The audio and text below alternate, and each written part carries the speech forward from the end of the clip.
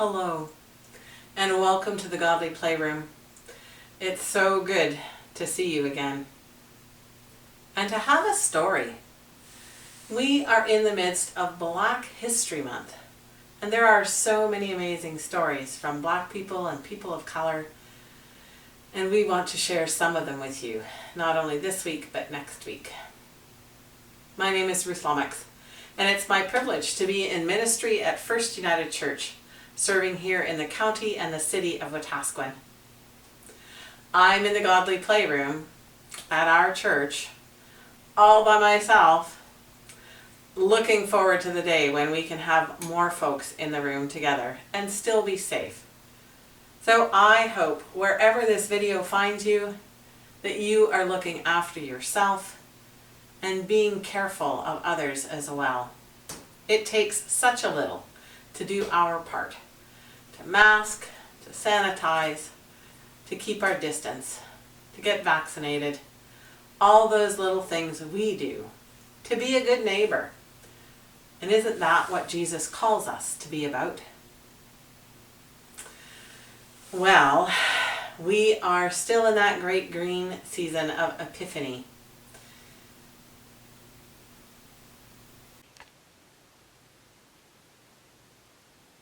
You can see by the calendar on the wall that there aren't very many more Sundays left in this green season of Epiphany, and then we'll be into Lent, that time of getting ready to come close to the mystery that is Easter.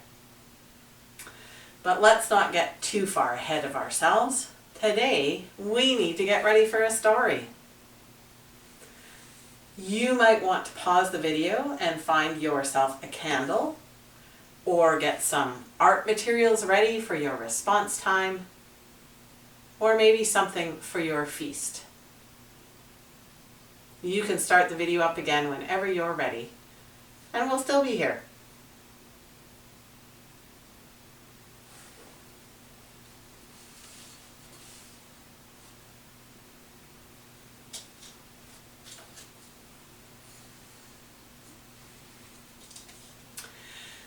Once there was someone who said such amazing things and did such wonderful things that people began to follow him. And the more they followed him, the more they wondered who he was. One time they just had to ask, "Who are you?" One time when they asked him that question, he said, "I am the light."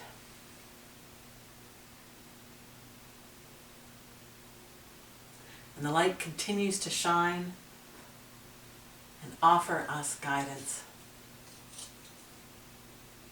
I'm going to put this light back on the shelf here though, so we can get ready for our story.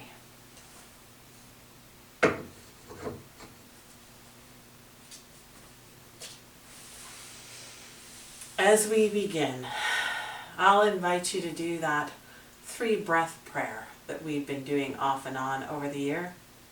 To take a deep breath in and out. And a second time.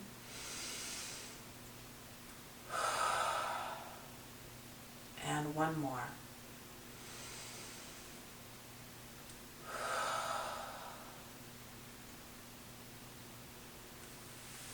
Sometimes when you're offering that prayer, you might choose to breathe in your name for God and breathe out your prayer. So I might do, "Light of the world, be with me."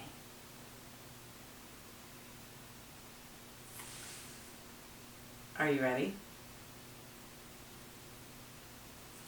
Today's story is normally found on the saint shelves, here over by the Pentecost shelf, near the calendar for the church year. Today's story is the story of Saint Harriet Tubman. We usually remember Harriet in that great green and growing season after Pentecost, on or around July 20th each year. But it is good to remember Harriet's story at any time.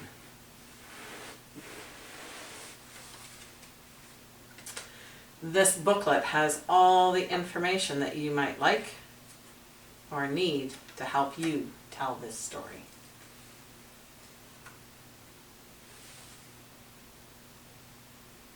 Harriet wasn't always called Harriet. When she was born, sometime in the year 1822, in Dorchester County, Maryland, her parents named her Araminta, and they called her Minty for short.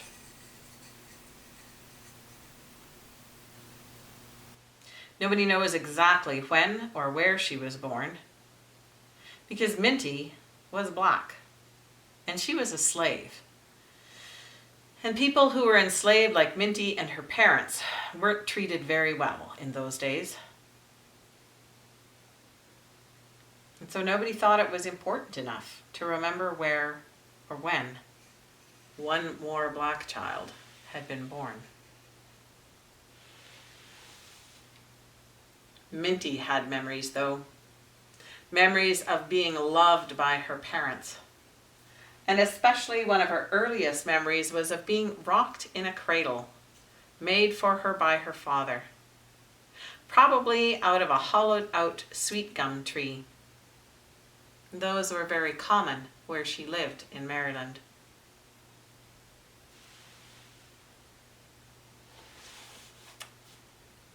Minty wasn't allowed to go to school. It was a crime to teach a black person to read or to write.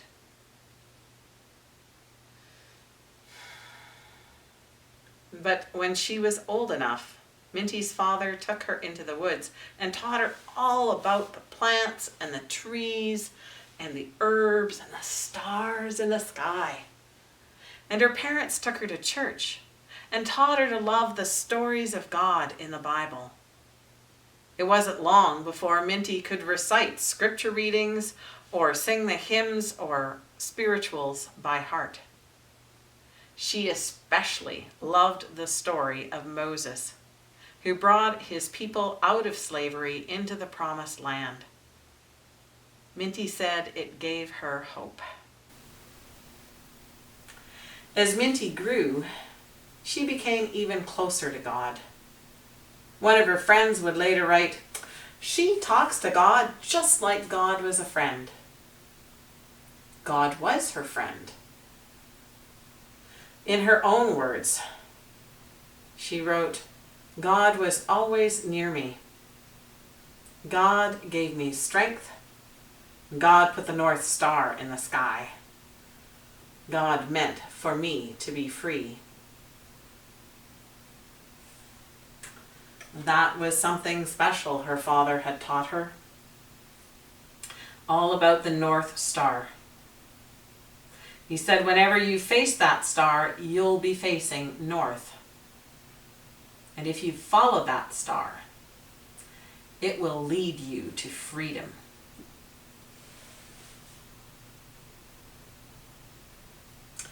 When Minty was about 12 years old, one of the slaves for the plantation where she lived escaped. But he was caught and punished. Minty tried to help him. She stepped in front of him when the overseer was throwing a great metal weight at him, and it struck Minty in the head and hurt her very seriously. She almost died. It took a long time for Minty to heal. And she was never quite the same as she had been before. She would get faint or have headaches, even seizures. But there was something special as well that happened after her injury. Minty found that she came even closer to God, and God came even closer to Minty, and she knew that God wanted her to be free. She heard God telling her that it was almost time. And so Minty changed her name to Harriet, which was her mother's name, and she began to plan. When the day came for her to escape into freedom, Minty wanted to tell her family and friends that she was leaving, but it was too dangerous to talk about her plans out loud. And so she sang them a bit of a spiritual. It went something like this. When that old chariot comes, I'm gonna leave you. I'm bound for the promised land. Friends, I'm gonna leave you. And then she ran. She hid in the woods by day, and at night she followed the North Star. It was very dangerous. She had to cross marshlands and swamps and rivers. She walked 90 miles on that long, hard journey until she reached Philadelphia, which is in Pennsylvania. There she could live as a free woman.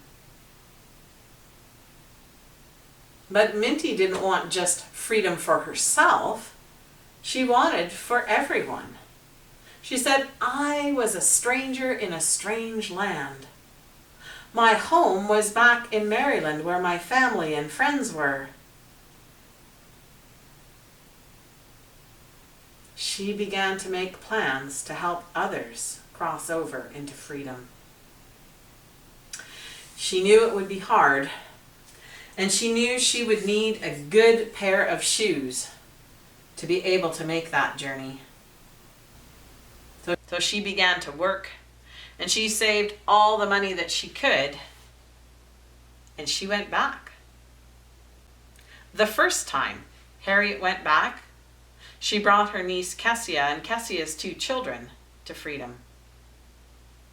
They traveled through that connection of safe houses, sometimes called the Underground Railroad, but it was still dangerous. But eventually they found their way to safety. And then Harriet went back again and again. She must have worn out several pairs of boots walking that trip. She went back 13 times and was able to liberate over 70 people, including her parents and her brothers. She always trusted God to guide her, and she followed that North Star. And Harriet never lost a single person that she was guiding. Her people even nicknamed her Moses because she brought her people, the people of God, into freedom. And so we remember Harriet. And we remember to trust in God, to look to God's guidance until all God's children are free.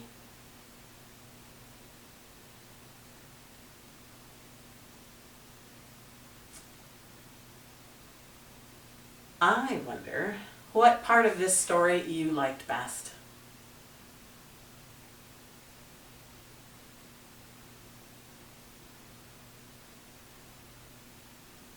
You can pause the video at any time if you want to do some more wondering in your household, or if you need to do some more thinking about any of the questions. I wonder if you've ever heard this story before. I had heard about Harriet Tubman, and there are songs written about her and poems, but it's been a while since I've heard her story. And it amazes me how many times she made that dangerous, dangerous journey.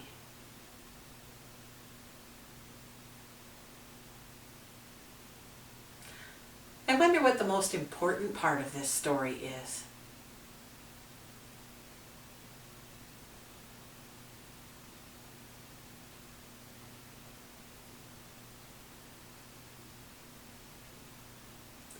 I wonder if there's any part of this story we could leave out and still have all the story that we need.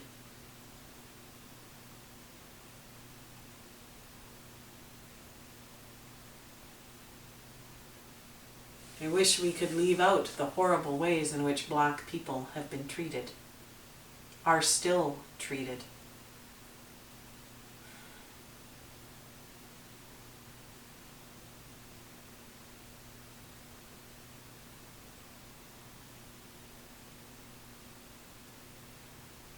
I am glad, though, that Minty, or Harriet as we know her, found something that gave her hope.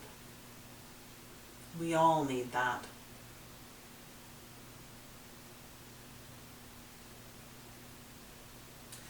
I wonder where you are in this story, or what part of this story might be especially for you today.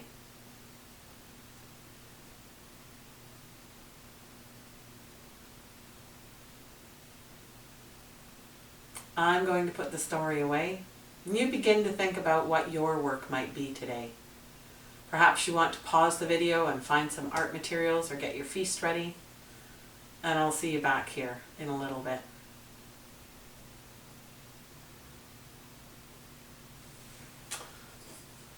Oh, but first let's put the story away. Everybody needs a good pair of shoes. My grandmother always said, don't scrimp on your shoes. Look after your feet. The North Star. I wonder if you know how to find the North Star in the sky. It's one of the brighter ones. And I can never remember if it's part of the Big Dipper or part of the Big Dipper points to the North Star. I'm sure there's somebody out there who will tell me. And the cradle Minty's father made for her.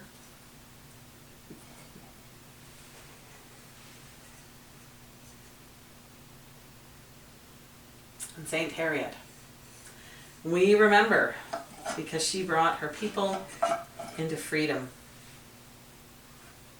When you look at the booklet, you can see on the back where Maryland is in the United States and where Dorchester County is as part of Maryland.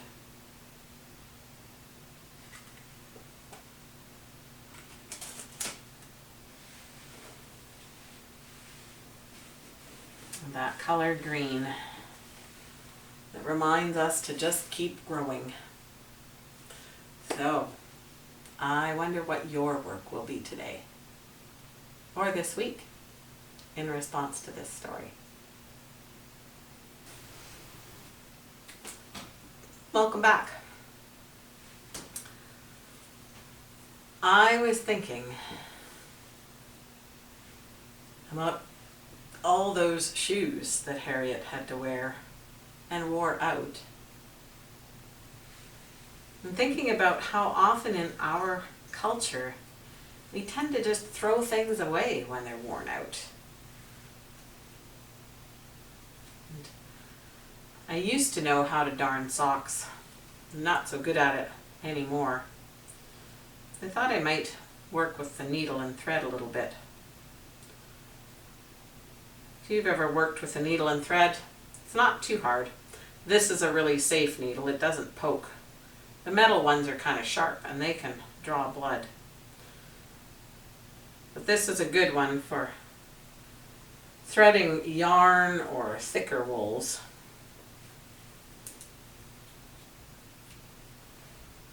So I like to work with a double strand if I'm fixing something.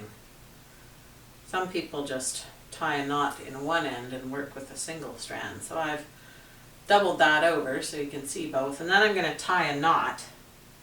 You just put it around my finger, and then I take the ends and push them back through that hole. Just like you would to tie off a balloon. There we go. Sometimes I'll put in an extra knot just to make sure that it's thick enough. Because mostly you don't want it to pull through the material. Think of the knot like an anchor. Kind of like God was an anchor for Minty. And then we just start.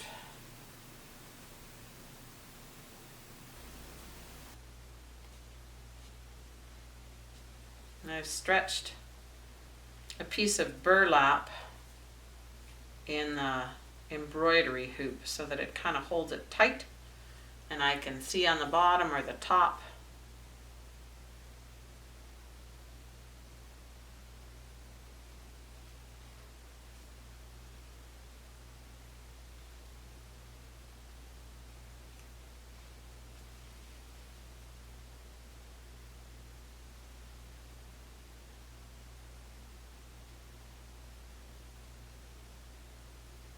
I got thinking about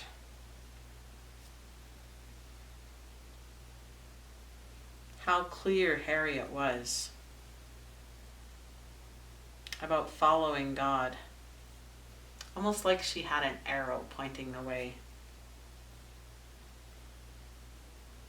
So she knew what God wanted her to do, where to go. And I think that's a challenge for a lot of us these days. We're not really good at paying attention to God anymore.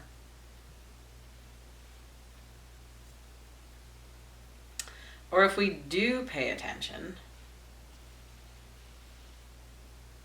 we don't always follow. Think of times in my life, I think God has told me what God wanted, but I didn't listen. Sometimes it's been that little voice that says, give somebody a call, or go and visit someone in a hospital.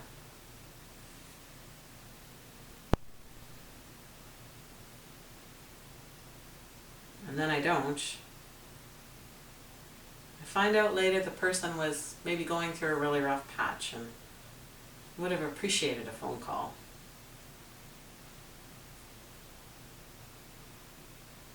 Or sometimes the person's been ill in the hospital and they've died before I got there to visit them.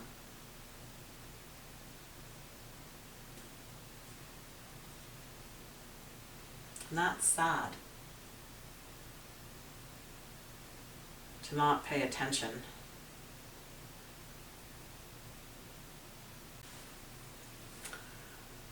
There are all kinds of voices on social media these days,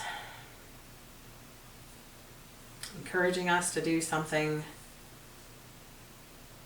telling us what we should do. They're not always true to the voice of God. Sometimes it's hard to tell what it is God wants. But in my experience,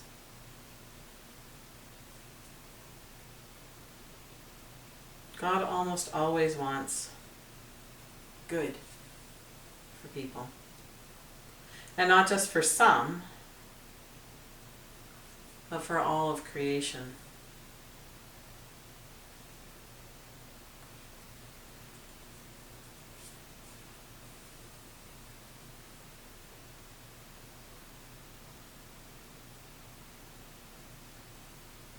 And that helps me sometimes.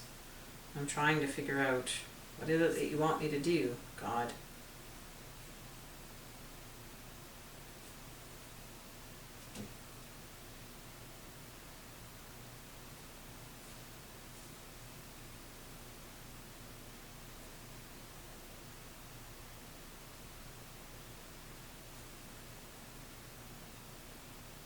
Think about how does this choice or this decision, does it bring me closer to God? Does it take me further away?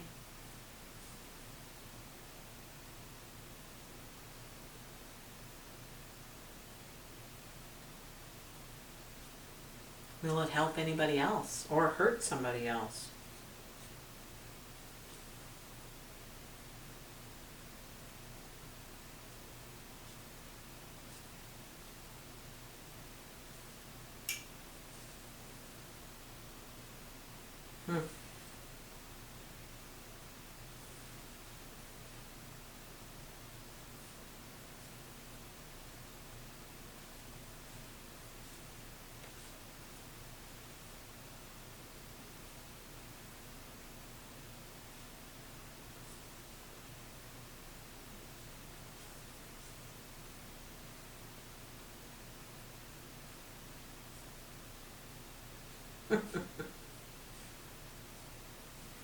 Well, I started out trying to make a star, maybe, thinking about what I was following. And I ended up kind of making a person. Maybe like they're carrying things. Life's a lot like that. We think we're starting out going in one direction and we end up somewhere completely different. So I just cut the end off, and now I'm going to tie a couple of knots here just to kind of keep it solid, so that it doesn't pull loose.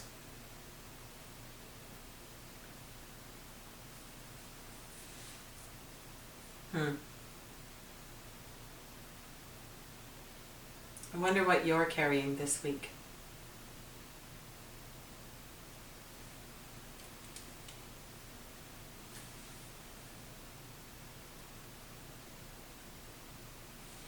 I wonder who might need your help.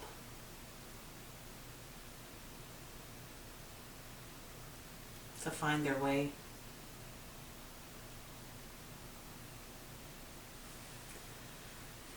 You can pause the video if you want. Get yourself ready for feast. I've got mine right here, so whenever you're ready, come on back. We'll say our prayers and we'll feast together. Welcome back.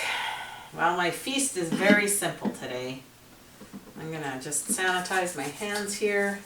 I feel a little dusty from working with that burlap and yarn. I've been crawling around on the floor a little bit in this room, setting up cameras and doing different things.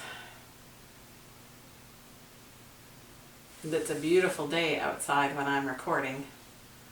And by the time you get to watch this, there will be so much more daylight towards that end of February. We might even be able to think about spring soon. So let's say prayers together. You might want to pause the video and pray it on your own or with others in your household. You might like to speak or sing or dance or be in silence for your prayers. But I hope however you pray, you can talk to God just like God was a friend. Hey God, thank you for being a friend, a good friend. Especially all those times when I'm not maybe the best friend. Thank you for listening, for helping to show us the way. Help me to listen better and to recognize you in those I meet. Thank you for the spring and the beautiful sunshiny days, for the wind and the rain and the snow, and a warm place from which to enjoy it all. Be with each of us, wherever we are. Help us know what it is you want us to be and do in this world you love. Amen. Well, I have some water, which I have discovered is not a bad thing to keep in something that I can put a lid on. I have spilled a lot less water. And I have a few of these crackers because every now and then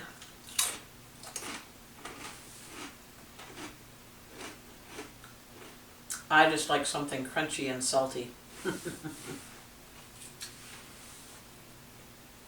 I wonder what you have for feast today.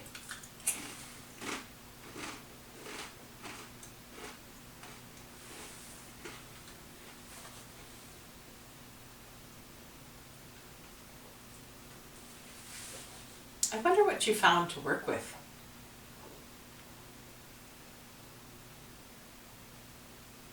There are all kinds of things that you can make with string.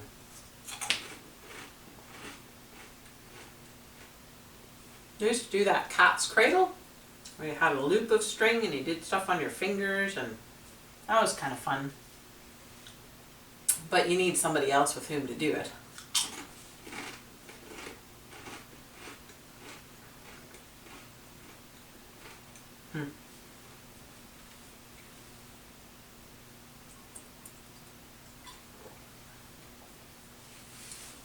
I wonder if you remember the first time you learned how to tie a pair of shoes by yourself. It's a pretty big day in my life. And yes, I grew up long before there was Velcro, so I really did have to learn how to tie my shoes.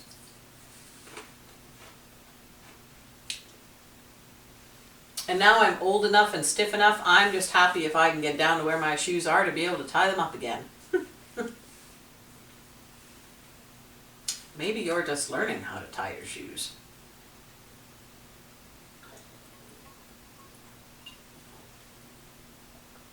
That's one of the things I really enjoy about spring, is when you don't have to wear boots and coats and you can just go outside. It's a little bit of freedom. And I enjoy so many freedoms.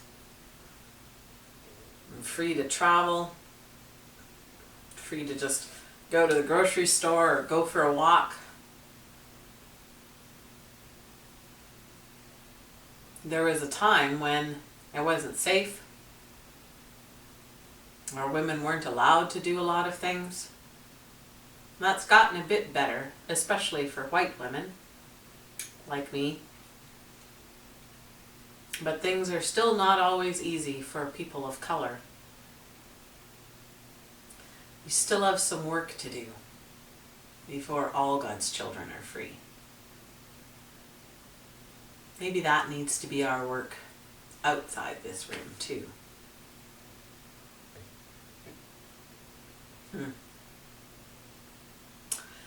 And before we know it, our feast is done, and it's time to change the light.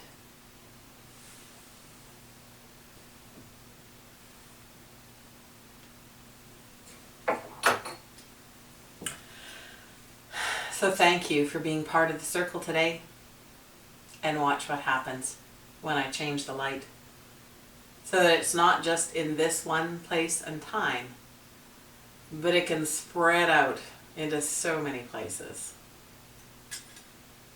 Watch what happens.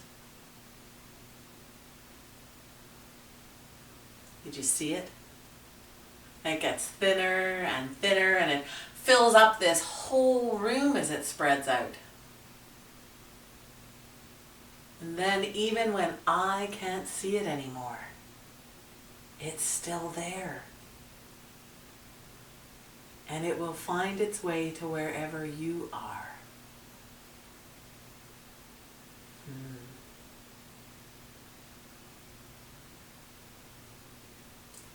I wonder what freedoms you enjoy, and how you share those with others.